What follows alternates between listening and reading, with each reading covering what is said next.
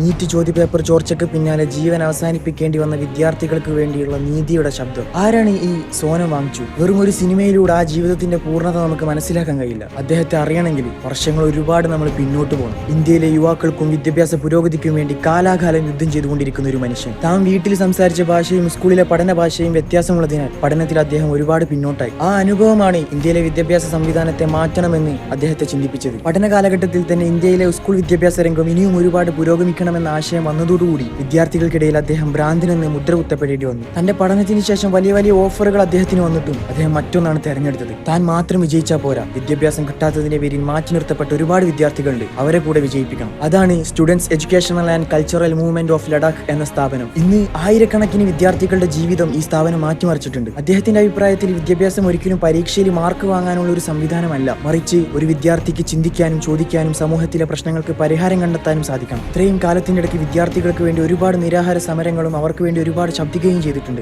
അതിന്റെയൊക്കെ പേരിൽ പലതവണ അദ്ദേഹം അറസ്റ്റ് ചെയ്യപ്പെടുകയും ചെയ്തു. ഇന്ന് ഡൽഹിയിലെ ജന്തർ മന്ദിറിൽ അയാൾ നിരാഹാര സമരത്തിലാണ്. നീറ്റ് പരീക്ഷയിലെ ചോദ്യപേപ്പർ ചോർന്നതിന്റെ പേരിൽ ജീവൻ അവസാനിപ്പിക്കേണ്ടി വന്ന 20 വിദ്യാർത്ഥികളുടെ നീതിക്ക് വേണ്ടി അദ്ദേഹം പോരാടുകയാണ്. എന്നാൽ കേന്ദ്ര സർക്കാരാണെങ്കിൽ ആ 20 പേരുടെ ജീവൻ ഒരു വിലയും കൽപ്പിക്കാതെയുള്ള മൗനം തുടർന്നുകൊണ്ടിരിക്കുന്നു.